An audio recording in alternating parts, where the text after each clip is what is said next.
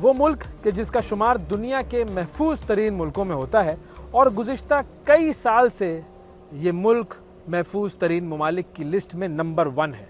वो मुल्क कि जो कि दुनिया के अमीर तरीन ममालिक में शामिल है और जिसका जीडीपी और पर कैपिटा इनकम इसको दुनिया की वेल्दिएस्ट नेशंस में शामिल करता है। ये मुल्क है कतर।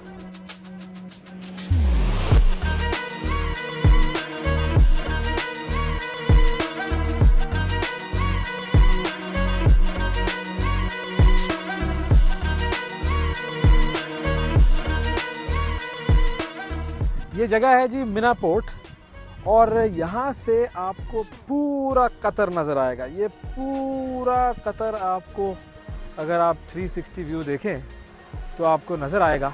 क्या क्या है ये मैं आपको थोड़ा सा बता देता हूँ। वो पीछे एक वाइट और ग्रीन बिल्डिंग स्ट्रक्चर नज़र आ रहा है, ये हमारी मेडिकल सिटी है। फिर वो आपको एक वो सर्कल सा एक स्ट्रक्चर नज़र आ रहा होगा, वो अंगूठी जैसा, वो फीफा वर्ल्ड कप के लिए बनाया था वो मॉन्यूमेंट। अच्छा, फिर ये जो सामने जो स्काईलाइन नज़र आ रही है, वाह क्या खूबसूरत स्काईलाइन है। इसको आप देखें, वो बॉस्टन स्काईलाइन या न्यूयॉर्क की स्काईलाइन आपको याद आएगी, बल्कि ये उससे बड़ी ज़बरदस्त और बड़ी बेहतर स्काईलाइन है। ये है जी वेस्ट बे का एरिया। उसके बाद आगे वहाँ पर थोड़ा सा आगे आपको नज़र आएगा जी लुज़ेल का एरिया। लुज़ेल का जो एरिया है वहाँ पर वो एक चांद की शक्ल की बिल्डिंग है जो कि बहुत ज़्यादा सिग्निफिकेंट स्ट्रक्चर है यहाँ का। गूगल करेंगे आपको तो वो अक्सर कतर आप लिखकर सर्च करें तो वो चांद वाली बिल्डिंग ज़रूर आती है। फिर उससे आगे वो पर्ल का एक एरिया है, पर्ल आइलैंड इन्होंने बनाया है, एक ऐसा आइलैंड जो कि बहुत ही हाई एंड डेवलपमेंट है और जिस तरह दुबई में जुमेरा बनाया गया था उसी चीज़ को मद्देनज़र रखते हुए इन्होंने बनाया है यहाँ पर पर्ल आइलैंड। अब ये जो मुल्क है इस मुल्क का बॉर्डर वैसे तो 3 तरफ से ये पर्शियन गल्फ से कनेक्टेड है और एक तरफ जो है वो इसके आता है सऊदी अरब। और जो इन्वायरमेंट है इसका वो कुछ ऐसा है कि आप इसको एक मिक्सचर कह सकते हैं सऊदी अरब और दुबई के एनवायरनमेंट का, क्योंकि सऊदी अरब के बारे में हम जानते हैं कि वो थोड़ा सा एक तरह से कल्चरली और एक थोड़ा सा स्ट्रिक्ट एनवायरनमेंट है उसका। दुबई जो है वो ऑन द अदर हैंड कुछ ज़्यादा ओपन एनवायरनमेंट है। ये ऐसा एनवायरनमेंट है जो कि इन दोनों के दरमियान एक बैलेंस रखता है और ये बैलेंस ऐसा है कि इसमें आपको मॉडर्न आर्किटेक्चर, मॉडर्न लाइफ भी नज़र आएगी और इसके अलावा आपको यहाँ का एक रिलीजियस और हिस्टोरिकल और कल्चरल जो वैल्यूज़ हैं वो भी नज़र आएगी। जो बेडुइन कल्चर जो था यहाँ के सहरा के लोगों का वो भी आपको नज़र आएगा। ये जो एरिया है इन्होंने बड़े अच्छे तरीके से डेवलप किया है। कलरफुल आपको ये छोटी छोटी इमारतें नज़र आ रही हैं। एक मार्केट डेवलप की है इन्होंने और ये ग्रीस के स्टाइल पे डेवलप की है। वहाँ पर सारी वाइट होती हैं ये बिल्डिंग्स, इधर इन्होंने इन सबको कलर कर दिया है। बहुत ही एक खूबसूरत जगह ये इन्होंने बनाई है। तो ये है कतर और ये दुनिया के अमीर तरीन ममालिक में शामिल है, दुनिया के सेफेस्ट ममालिक में शामिल है। अब ये कैसे हुआ, ये एक बड़ी ज़बरदस्त स्टोरी है और ये एक ऐसा वो जो कहते हैं ना बेस्ट प्रैक्टिसेस होती हैं दुनिया में, उन बेस्ट प्रैक्टिसेस को अगर देखा जाए तो दुनिया का कोई भी मुल्क इस बेस्ट प्रैक्टिसेस को अगर फॉलो करे तो वो बहुत अच्छे तरीके से डेवलप हो सकता है। ये मॉडल है कतर का और ये मॉडल क्या है इस पर हम बात करेंगे।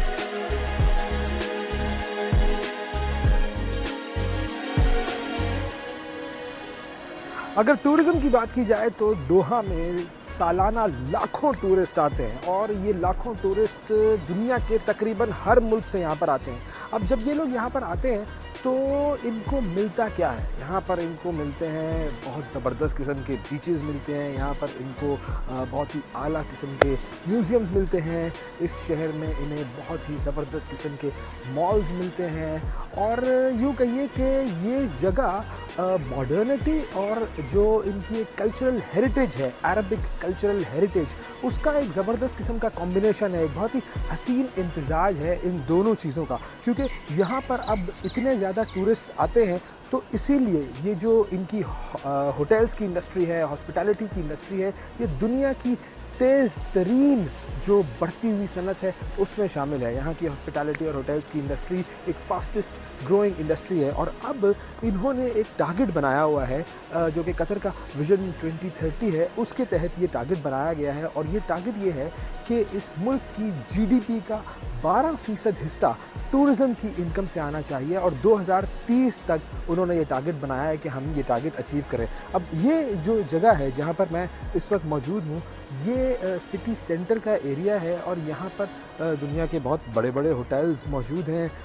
यहाँ मेरे पीछे जो है वो ले मेरिडियन होटल मौजूद है, फिर इसके अलावा यहाँ पर ये रोटाना होटल मौजूद है, मैरियट होटल है, यहाँ पर बड़ी बड़ी चेन्स हैं यहाँ पर और ये होटल्स हर वक्त ऑक्यूपाइड रहते हैं, हर वक्त फुल रहते हैं। ज़ाहिर है एक स्पेसिफिक सीज़न होता है यहाँ पर जिसमें टूरिस्ट ज़्यादा आते हैं। ये जो गर्मियों का जो मौसम होता है उसमें थोड़ा सा इनफ्लो कम होता है, लेकिन इन्होंने एक और बड़ी ख़ास चीज़ जो यहाँ पर ये विजिटर्स को, टूरिस्ट को अट्रैक्ट करने के लिए करते हैं वो है इवेंट्स। दुनिया के बड़े बड़े इवेंट्स यहाँ पर ऑर्गेनाइज़ किए जाते हैं, उसमें कॉन्फ्रेंसेस भी हैं, उसमें रोड शोज़ भी हैं, उसमें दुनिया के बड़े बड़े ब्रांड्स को भी यहाँ पर ये लोग लेकर आते हैं। उन ब्रांड्स की बहुत सारी एक्टिविटीज़ यहाँ पर हो रही होती हैं। फीफा का जो वर्ल्ड कप 2022 हुआ था वो यहाँ पर एक ऐसा इवेंट था जिसकी वजह से बहुत सारे टूरिस्ट यहाँ पर आए थे और अब जो रग्बी की जो नेशंस लीग होती है उसके लिए भी ये लोग चाह रहे हैं कि वो भी यहाँ पर हो, तो उसकी वजह से बहुत सारे टूरिस्ट जो है वो इस जगह पर आपको हमेशा नज़र आते हैं।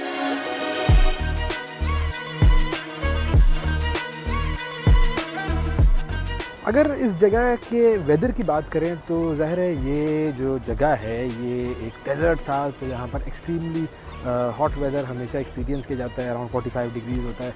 तो यूजुअली ये होता है कि दोपहर में लोग यहाँ पर बाहर नहीं निकलते, लेकिन एक चीज़ जो यहाँ की गवर्नमेंट ने की है वो ये की है कि इस जगह को कन्वर्ट किया है। कन्वर्ट इन द सेंस ये कि इन्होंने इस जगह को बहुत ज़्यादा ग्रीन बनाया है। बहुत ज़्यादा आपको यहाँ पर पार्क नज़र आएंगे, बड़े बड़े ग्रीन एरियाज़ नज़र आएंगे जहाँ पर लोग अक्सर आते रहते हैं। और ये जो ग्रीन एरियाज़ हैं उन्होंने इस जगह की जो एक इन्वायरमेंटल जो डेवलपमेंट है उसके अंदर एक बड़ा अहम किरदार अदा किया है। तो एक तो चीज़ हमें यहाँ पर ये नज़र आएगी कि एक्सट्रीमली हॉट वेदर है और उसकी वजह से इन्होंने ग्रीनरी यहाँ पर रखी हुई है जो कि टेम्परेचर कंट्रोल करने में भी काम आती है। और दूसरी चीज़ ये भी है कि लोगों के लिए भी जो है वो एक बहुत अच्छा इफेक्ट आता है कि जब लोग यहाँ पर आते हैं सारी दुनिया से तो उनको एक ग्रीनरी नज़र आती है जो कि एक बड़ा सूदिंग सा इफेक्ट होता है। फिर ये इस जगह पर अगर हम देखें तो यहाँ पर ये पूरा एक बिल्डिंग्स का एक ऐसा कहें कि एक जम्मे गफ़ीर है, एक अंबार लगा हुआ है, बड़े बड़े टॉल स्ट्रक्चर्स इन्होंने बनाए हुए हैं।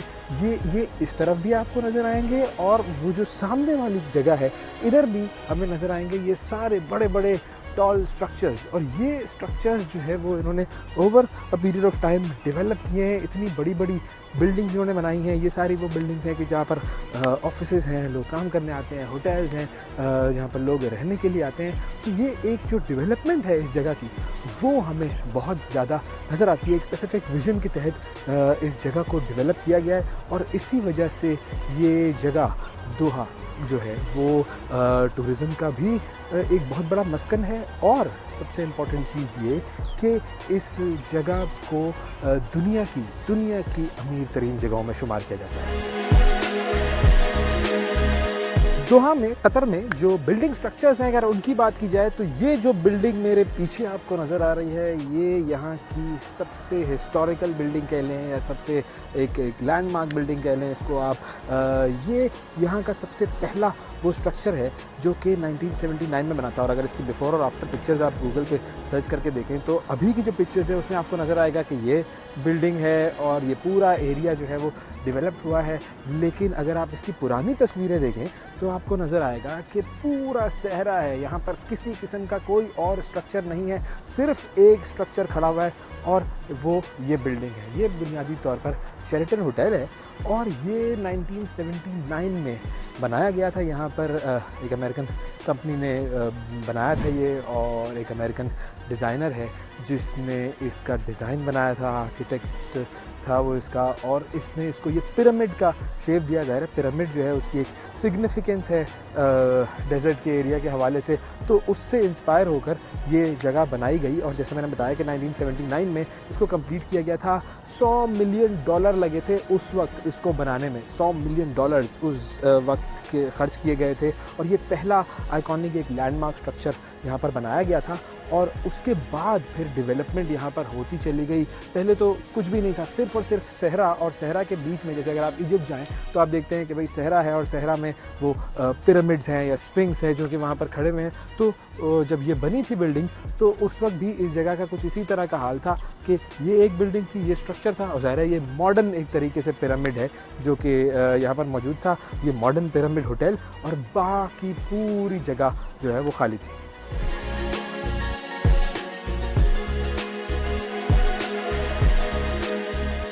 जब कौमों को डेवलप किया जाता है तो उसमें एक बड़ा इंपॉर्टेंट कॉन्सेप्ट होता है, और वो कॉन्सेप्ट होता है ह्यूमन डेवलपमेंट का या पीपल डेवलपमेंट का।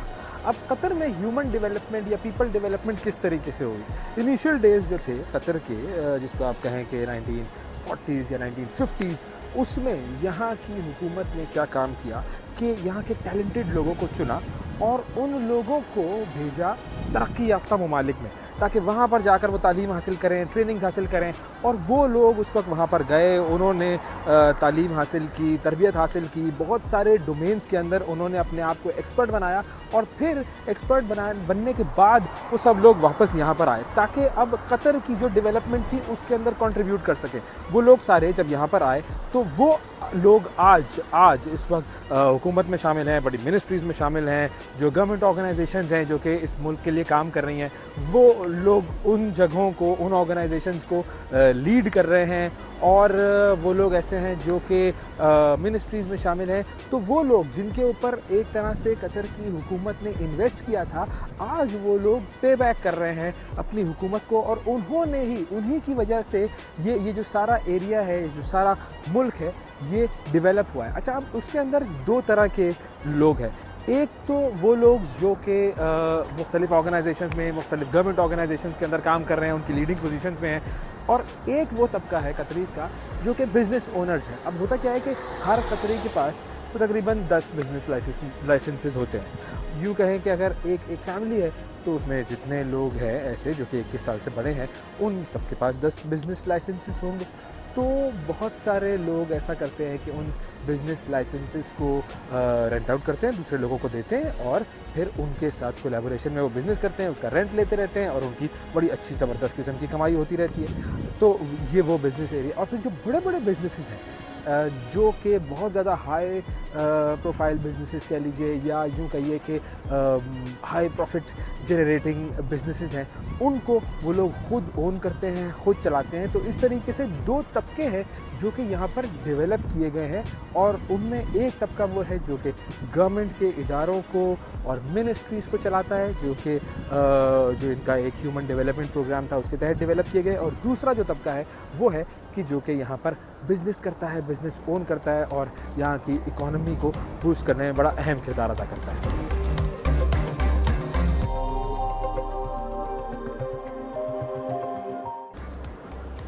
ये एक बड़ी इंटरेस्टिंग चीज़ है, ये मैं आपको दिखाता हूँ। इधर आए भाई, ज़बरदस्त कमाल की चीज़ है, कमाल का आइडिया, छोटा सा आइडिया है लेकिन उन्होंने बड़ा अच्छा काम किया, इंटरेस्टिंग काम किया भाई।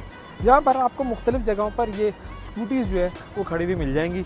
अब आप किसी भी एरिया में मौजूद हैं और अगर आपके पास ट्रांसपोर्ट नहीं है या आपने कोई शॉर्ट डिस्टेंस कवर करनी है, तो आपने क्या करना है कि इन स्कूटीज़ के ऊपर ये एक बारकोड बना हुआ है। अब इस बारकोड को आप अपने मोबाइल फ़ोन से स्कैन करेंगे, स्कैन करने के बाद इसकी ऐप डाउनलोड करेंगे, उसके एक छोटे से चार्जेस होंगे, तो वो चार्जेस आप देकर ये स्कूटी यहाँ से ले जा सकते हैं। और जहाँ पर भी आपको अपनी डेस्टिनेशन पर पहुँचना है वहाँ आप पहुँचें और वहाँ पर इस स्कूटी को आप पार्क कर दें।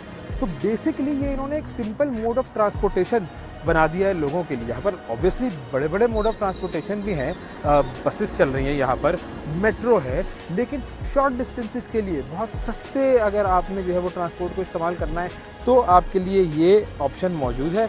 आपने सिर्फ ऐप डाउनलोड करनी है और फिर उसके बाद इसको चलाना है। अब ये मुख्तलिफ एरियाज़ में खड़ी हुई हैं और आप इनको लेकर जाएं, अपनी डेस्टिनेशन पर पहुंचें और डेस्टिनेशन पर पहुंचने के बाद उसको वहां पर पार्क कर दें। किसी दूसरे बंदे को जब ज़रूरत होगी वो वहां से उठाएगा और वो अपनी डेस्टिनेशन पर चला जाएगा। तो इस तरीके से शहर में आपको हर जगह पर दोहा में ये स्कूटीज़ नज़र आती है। अच्छा, इस्तांबुल में भी जब मैं गया वहाँ पर, तो वहाँ पर भी मैंने ये देखा कि इस्तांबुल में भी तकरीबन कोई 10,000 स्कूटीज़ उन्होंने रख दी हैं इसी तरीके से सड़कों पर, ताकि लोग इसको इस्तेमाल करें। अब हमारे यहाँ पर भी ये आइडिया बड़ा अच्छे तरीके से इम्प्लीमेंट हो सकता है। बहुत सिंपल आइडिया है, इफेक्टिव आइडिया है, इम्पैक्ट इसका बहुत ज़्यादा है अगर इस्तेमाल करने वाले हम बने, नंबर 1, और आइडियाज़ को इम्प्लीमेंट करने वाले हम बने।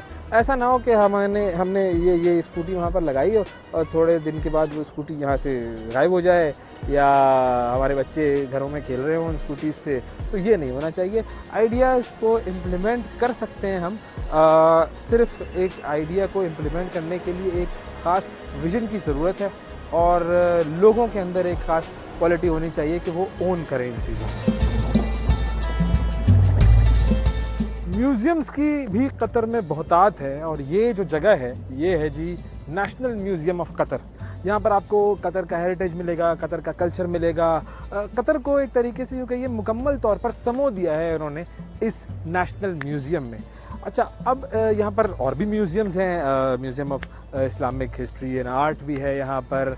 अब ये जो नेशनल म्यूज़ियम ऑफ कतर है, इसकी बिल्डिंग आपको मेरे पीछे नज़र आ रही है, ये एक बहुत ही अलग किस्म का शेप है और ये शेप बुनियादी तौर पर फ्रेंच आर्किटेक्ट है जॉन नोवाल, उसने ये बनाया था। और ये शेप है डेजर्ट रोज़ का, क्योंकि ज़ाहिर है जो कतरी लोग हैं उनका जो बैकग्राउंड है वो यही है कि वो इस सहरा में रहते थे और सहरा के लोगों का रिश्ता सहरा से कभी टूटता नहीं है। तो सहरा में डेजर्ट रोज़ होता है। अब ज़ाहिर है ये भी एक अल्लाह ताला की एक ख़ास यूँ कहिए कि एक मौज़ा है, करिश्मा है कि सहरा में फूल खिलता है और वो जो फूल है उसकी साख्त बड़ी कॉम्प्लिकेटेड सी होती है और उसी साख्त को मद्देनज़र रखते हुए उससे इंस्पायर होकर जॉन नोवेल ने ये म्यूज़ियम जो है वो डिज़ाइन किया। अब आप देखें ये डिस्क्स लग रही हैं आपको, प्लेट्स लग रही हैं जो एक दूसरे के ऊपर साइडवेज रखी हुई हैं,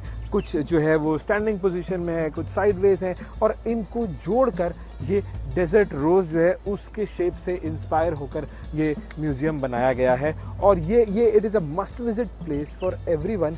जो भी यहाँ पर आए वो ज़रूर इधर आता है ताकि एक पूरी हिस्ट्री और कल्चर कतर का उससे वो मुकम्मल तौर पर वाकिफ़ हो सके। तो ये बहुत इम्पॉर्टेंट और बड़ी सिग्निफिकेंट जगह है यहाँ की और ख़ास तौर पर यहाँ का आर्किटेक्चर जो है वो बहुत मैटर करता है। और ये जो डिज़ाइनर था इसने और भी मिडल ईस्ट में भी, फ्रांस में भी बहुत सारे ऐसे आर्किटेक्चर्स बनाए हैं, बहुत सारी ऐसी बिल्डिंग्स बनाई हैं जो कि अपनी मिसाल आप हैं। और फिर ज़ाहिर है यहाँ पर जब उसे आइडिया दिया गया, उसको इस काम के लिए हायर किया गया कि उसने यहाँ पर एक म्यूज़ियम बनाना है। अच्छा, अब ये जो म्यूज़ियम है ये वो जगह है जो कि पहले कतर के जो अमीर हैं उनका ये रेजिडेंस भी होता था, तो उसकी जगह पर ये बनाया गया है। अब वो शिफ्ट कर दिया गया है कहीं और, तो इसको उस म्यूज़ियम के लिए इस्तेमाल किया गया है और ये म्यूज़ियम अब यहाँ पर है और लाखों विजिटर्स यहाँ पर आते हैं।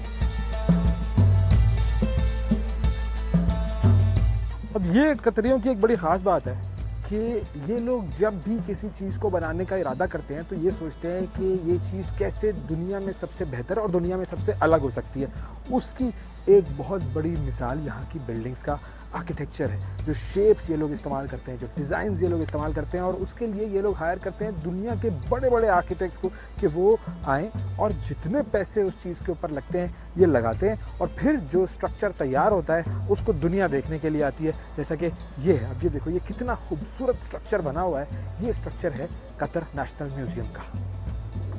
कतर की जो हिस्ट्री है उससे हमें पता ये लगता है कि यहाँ पर जो लोग थे वो 3 किस्म के काम करते थे। एक तो फ़िशिंग, जो कि हमें यहाँ पर भी होती हुई नज़र आ रही है और अभी भी फ़िशिंग जो है वो यहाँ की इकॉनमी का एक बड़ा अहम हिस्सा है। दूसरी चीज़ यहाँ पर जो लोग थे वो ये करते थे कि यहाँ समुंदर में नीचे डाइव मारते थे, समुंदर की तह में जो मोती होते थे वो लेकर आते थे और वो मोती फिर सारी दुनिया में सेल होते थे। पर्ल डाइविंग वो यहाँ की इकोनॉमी का एक मेन हिस्सा था। और तीसरा फिर वो लोग जो है यहाँ पर ट्रेडिंग वगैरह करते थे। ये 3 चीज़ें थी जो कि यहाँ के लोगों का बुनियादी ज़रिया माश थी। अच्छा, फिर हुआ ये कि जापानीज़ पर्ल्स जो हैं वो मार्केट में आना शुरू हो गए, वो एक्सपोर्ट होना शुरू हो गए। तो यहाँ से जो पर्ल्स निकलते थे उनकी मार्केट डाउन हो गई, यहाँ की इकॉनमी डाउन हो गई। और उसके बाद 1939 में सबसे पहला यहाँ पर तेल का कुआं दरियाफ्त हुआ था। फिर उसके बाद कुछ अरसे के बाद वर्ल्ड वॉर शुरू हो गई, वर्ल्ड वॉर 2 शुरू हो गई। इकॉनमी एक मरतबा फिर डाउन हो गई, यहाँ की ऑयल जो एक्सपोर्ट होना था वो रुक गया। तो फिर से एक मरतबा इकॉनमी का डाउनफॉल शुरू हुआ। और फिर उसके बाद 1940s में 50s में एक मरतबा फिर इस जगह की इकॉनमी की रिवाइवल शुरू हुई, जब ऑयल एक्सपोर्ट्स दोबारा से होना शुरू हुए। यहाँ पर दरियाफ्त होते गए ऑयल एंड गैस रिजर्व्स, और ये जगह इस वक्त दुनिया का तीसरा बड़ा ज़ख़ीरा है अगर हम गैस रिज़र्व्स की बात करें, अगर हम ऑयल रिज़र्व्स की बात करें। और इसके अलावा अब अगर हम बात करें तो ये जगह ओपेक का हिस्सा तो नहीं है, कतर जो है वो इस वक्त ओपेक में शामिल नहीं है, लेकिन यहाँ पर जितनी भी एक्सप्लोरेशन अब होती है ऑयल की, तो वो ऑयल सिर्फ़ और सिर्फ यहाँ की लोकल कंजम्पशन के लिए इस्तेमाल होता है। जो गैसेस हैं यहाँ से LNG वगैरह है वो तो सारी दुनिया में जाती है, तो उसकी वजह से इनका बहुत ज़्यादा अब रेवेन्यू आता है। ये फ़िशिंग चल रही है, बहुत सारे लोग इस वक्त फ़िशिंग के भी कारोबार से वाबस्ता है।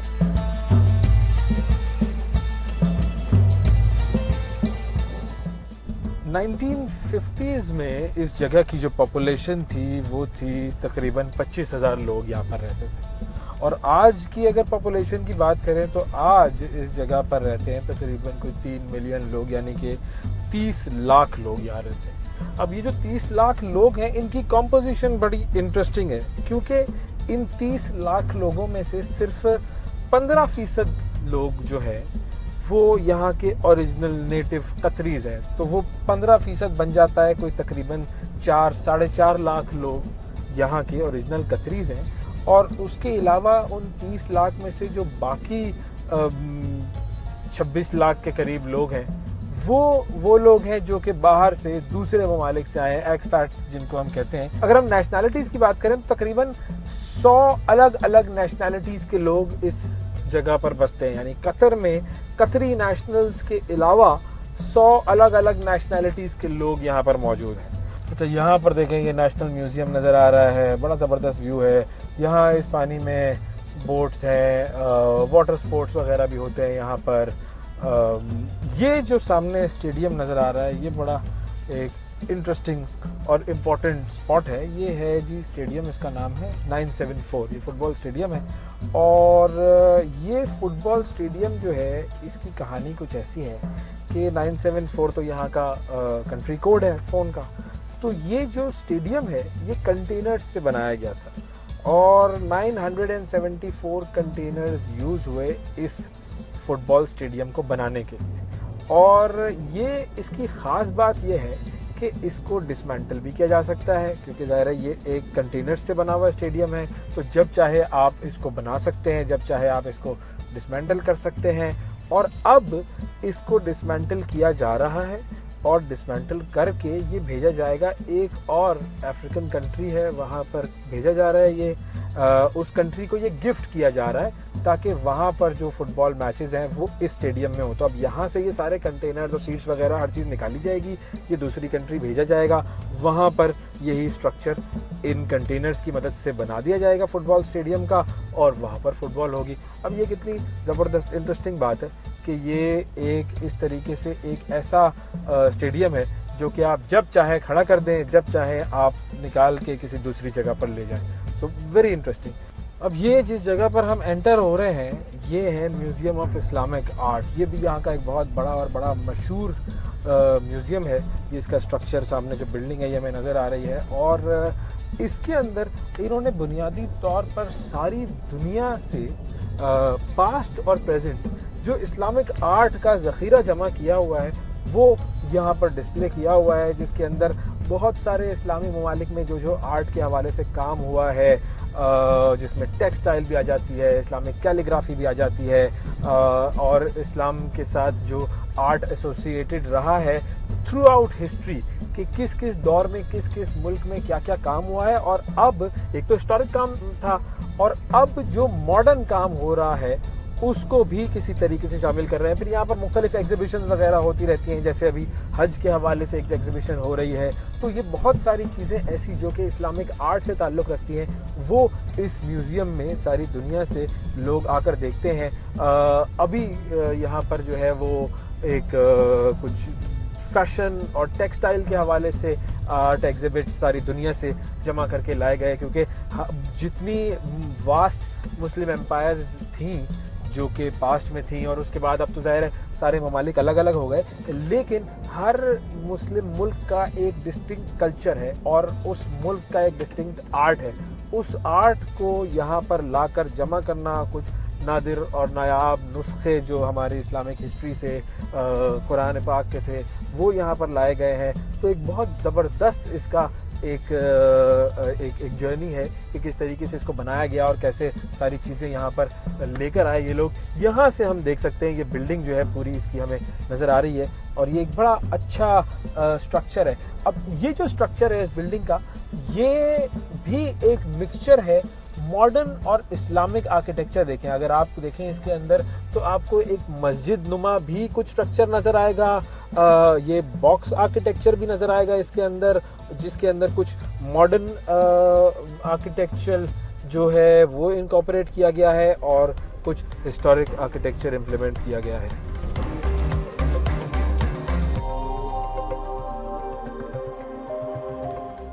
ये जो बोर्ड पीछे नज़र आ रहा है ये है जी सूक वाकिफ़, और ये बड़ी एक मशहूर जगह है। दोहा जो भी आता है वो सूक वाकिफ़ ज़रूर जाता है, लेकिन हम अभी सूक वाकिफ़ जाएंगे उससे पहले आपको मैं एक और चीज़ दिखाऊं। ये जो बिल्डिंग एक स्ट्रक्चर आपको पीछे नज़र आ रहा है ये है जी फनार। और फनार बेसिकली एक मरकज़ बनाया गया है कतर की तरफ से कि जहाँ पर कुरान की पब्लिशिंग, उसके तर्जुमों की पब्लिशिंग, हदीस की बुक्स की पब्लिशिंग, फिर कुरान की डिफरेंट लैंग्वेजेस में जो इंटरप्रिटेशन, जो ट्रांसलेशन होती है वो पब्लिश की जाती है। यहाँ से सेंट्रल ये इदारा है यहाँ पर, और फिर यहाँ से ये भेजी जाती है सारी दुनिया में। तो ये फनार एक और बहुत इम्पॉर्टेंट जगह है यहाँ की। और जैसा मैंने आपको बताया पहले कि ये जो कतर की जो गवर्नमेंट है और कतर के जो लोग हैं वो इस्लामिक हेरिटेज को बहुत ज़्यादा वैल्यू करते हैं और उसके बहुत ज़्यादा करीब हैं। अब हम चलते हैं जी सूक वाकिफ़ की तरफ। ये पूरा जो एरिया है सामने ये है सूक वाकिफ़। सूक इज़ बेसिकली अ मार्केट, और ये एक बहुत पुरानी मार्केट है, जो कह लें कि ओल्डेस्ट मार्केट हम कह लें दोहा की। और इस मार्केट में आपको ये पुराना एक तरीके से बाज़ार है, और इस पुराने बाज़ार में आपको बहुत सारी दुकानें भी मिल जाएंगी, बहुत सारी जो हैं वो खाने पीने की शॉप्स भी मिल जाएंगी। अच्छा जी, ये देख लो, ये यहाँ पर ये पेडेस्ट्रियन क्रॉसिंग बनी हुई है, ये बटन दबाएंगे आप, ये ग्रीन हो गया, और अब आप इंसानों की तरह इसके ऊपर चलते हुए जाएंगे। ये नहीं कि आप बस कभी भी कहीं पर भी बीच में आप सड़क पे घुस गए, ना आपने ट्रैफिक का ख्याल किया ना ट्रैफिक ने आपका ख्याल किया, तो इस तरह की कोई हरकत नहीं होती, और बिल्कुल अच्छे तरीके से आप चले जाते हैं। ये ज़ेब्रा क्रॉसिंग बनी हुई है, पेडेस्ट्रियन क्रॉसिंग बनी हुई है, उस पर से आप जा सकते हैं। ये देखें, ये बटन लगा हुआ है। अच्छा, बड़ा सिंपल सिस्टम है यार। ये मशीन लगाओ, बटन लगाओ, उसके ऊपर इस बटन को दबाओ, और बस ये देखो, ये अभी वो रेड है, थोड़ी देर में वो ग्रीन हो जाएगा, और जैसे ही वो ग्रीन होगा आप चले जाएं। गर्मी इतनी है कि ये सारे कबूतर प्यारे प्यारे खूबसूरत से ये पानी के गिर जमा हैं, और ये पानी का स्ट्रक्चर मेरे ख्याल है इन्हीं के लिए बनाया गया है कि ये यहाँ पर आएँ और ख़ुद भी गीले हो जाएं, कुछ पानी पी भी लें, और एक पानी की जो ठंडक है वो इनको मिल जाए। यार ज़बरदस्त है ये।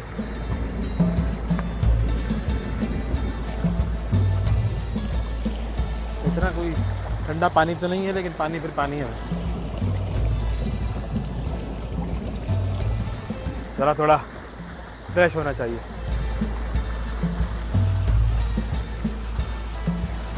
वाकई है ये दोहा की सबसे पुरानी मार्केट है, सबसे पुरानी मार्केट है और बड़ी हिस्टोरिकल एंशिएंट ये मार्केट है। और इसको इन्होंने प्रिजर्व किया हुआ है, बिल्कुल वैसी ही दीवारें, वैसे ही दरवाजे। ज़ाहिर दुकानें जो हैं वो उनको थोड़ा सा अंदर से बेहतर कर दिया है, लेकिन जो स्ट्रक्चर है, जब आप यहाँ पर चलते हैं, वॉक करते हैं, आपको लगता है आप किसी बहुत पुराने वो अरबिक मूवीज़ जो हम देखते हैं ना, उसके किसी बाज़ार में आप चल रहे हैं। बहुत छोटी छोटी सी गलियां हैं और ज़ाहिर है जब यहाँ पर लोग होते हैं तो रश भी हो जाता है।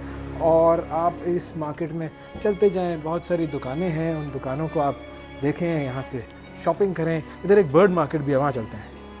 फॉरेनर्स भी काफ़ी आते हैं यहाँ पर, जितना टूरिस्ट आता है वो सब सूक वाकिफ में ज़रूर आता है। ये आ गई जी बर्ड मार्केट।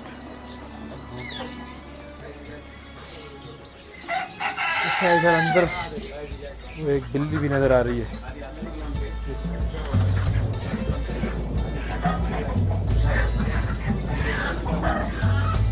वाह यार, इसको देखो कितना खूबसूरत है, ज़बरदस्त। ये काटता वाटता नहीं है? ये कौन सा बर्ड है? ये है मकाओ। मकाओ है जी, मकाओ इसका नाम है, ब्लू एंड येलो। इसका बहुत बड़ा चोंच है। ये कितने का है? अच्छा यार, तो गुस्सा आ गया तो भी नहीं काटेगा यार?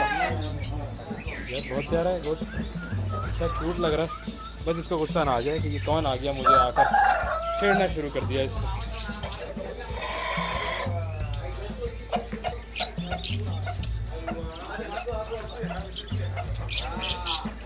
अच्छा, वैसे कहीं कहीं यहाँ पर जो है वो फैल्कन्स भी कभी कभी मिल जाते हैं किसी शॉप पर, लेकिन ज़्यादातर यहाँ पर ये लव बर्ड्स हैं, ये कुछ खूबसूरत से पिजन्स हैं, ये मकाओस हैं।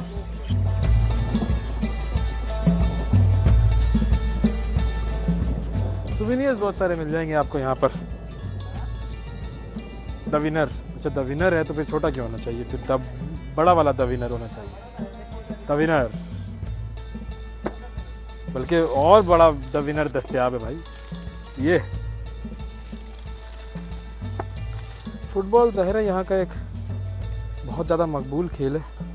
और ये बेचारा इधर इन्होंने मेसी बनाया हुआ है।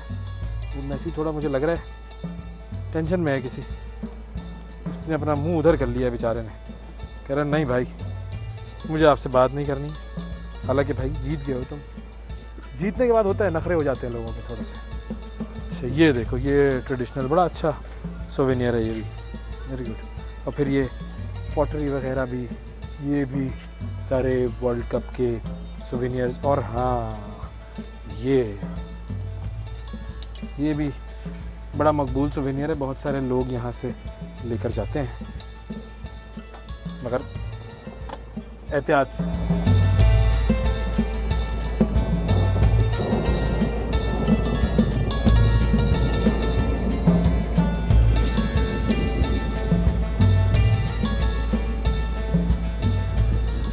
काम के साथ साथ खाना भी ज़रूरी है भाई। और एक बड़ी इम्पॉर्टेंट चीज़ है कि जब भी आप किसी भी दुनिया के मुल्क में जाएं तो ये याद रखें कि एक होते हैं ना बड़े high and restaurants, fine dining, ये वो, उसके बजाय अगर आप बिल्कुल किसी स्ट्रीट फूड की जगह पर आएंगे, कुछ ऐसी जगह जो कि दिखने में इतनी अच्छी नहीं लगती होगी शायद आपको, लेकिन वो जगह ऐसी होती है जो कि किसी भी मुल्क का ऑथेंटिक टेस्ट अगर आपको चाहिए तो उन जगहों पर आना पड़ेगा। अब ये मैं सूक वाकिफ में एक बड़ा पुराना सा रेस्टोरेंट है, ईरानियन रेस्टोरेंट है, वहाँ पर आया हुआ हूँ मैं। और ये दो चीज़ें मैंने मंगवाई है। ये तो शुफशुफा है। शुफशुफा is basically an scrambled eggs जिसको आप कह लें अंग्रेज़ी में।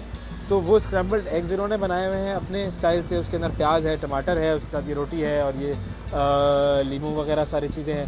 फिर ये लबना है और ये है हुमस है। तो ये भी हुमस है। ये सारी चीज़ें यहाँ का जो ऑथेंटिक टेस्ट है वो आप ले सकते हैं। और ये ज़रूरी है भाई, गर्मी बहुत है, तो ये लबन जिसको हम अपने स्टाइल में कहते हैं लस्सी, तो ये लबन ज़रूरी है ताकि आप इससे पहले ज़रा प्याज बुझा लें। हाँ, और अब आप शुरू करें। सबसे पहले बिस्मिल्लाह करें और ये रोटी से सबसे पहले तो ये ये भी थोड़ा सा ले लें। अच्छा टेस्ट, ओरिजिनल ऑथेंटिक टेस्ट, और इतना महंगा भी नहीं होता है ये जो स्ट्रीट टाइप रेस्टोरेंट्स होते हैं। वरना आप जाएं वो फाइन डाइनिंग वगैरह वाले, वो अक्सर ऐसा होता है, वो ऊंची दुकान फीका पकवान वाला मुहावरा है ना, वो याद आता है मुझे। तो मेरा तो फेवरेट यही है कि आप जो नॉर्मल जगह होती हैं, अवामी जगह जिसको कहते हैं, अवामी जगह पे जाके खाना खाएं तो आपको ज़्यादा मज़ा आएगा। और ये अब ये भी ट्राई कर लेते हैं। शफशफा है तो ये अंडा ही, मगर बड़े शफशफा के साथ है ये शफशफा।